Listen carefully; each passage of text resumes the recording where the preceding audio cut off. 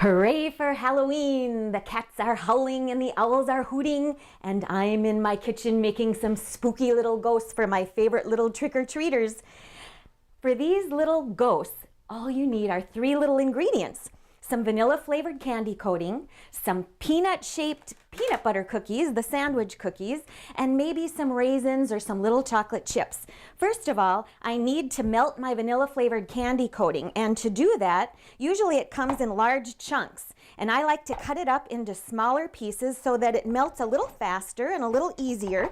And I just use my sharp knife and very carefully cut it into small pieces, and then I put it into my homemade double boiler. I have a little bit of water in the bottom of my pot. I bring that to a simmer, put a glass bowl over it, and then add my candy coating and just stir it over that hot water so that it melts. Now there's 2 things to keep in mind.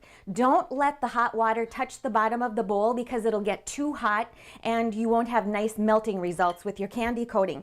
The other thing I'd like to point out is that I'm using a metal spoon. Don't be tempted to use a wooden spoon because a wooden spoon may be holding some moisture in it, and if you get even 1 little drop of moisture in this candy coating, it'll seize up, get hard, and you'll have to start all over again. So just stick with a metal spoon.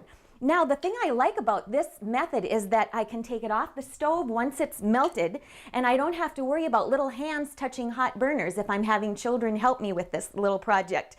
And so I brought it over here, and the candy coating will stay melting because I've still got the hot water under it, but it's not so hot that it's going to burn fingers. And then I like to tilt my bowl just a little bit and push all the candy coating down to one side. I'm going to take a little peanut-shaped peanut butter sandwich cookie and just dip it right into the candy coating so that about 2/3 of the cookie is covered. And this is how I make my little spooky ghosts. I'm going to set that right on a little rack. And I've cut some raisins in half for eyes, but if you didn't want to use raisins, you could use little chocolate chips, you could use little black jelly beans. Whatever you have on hand or whatever you prefer is just fine. So put your little eyes on and you'll have little ghosts that look like this.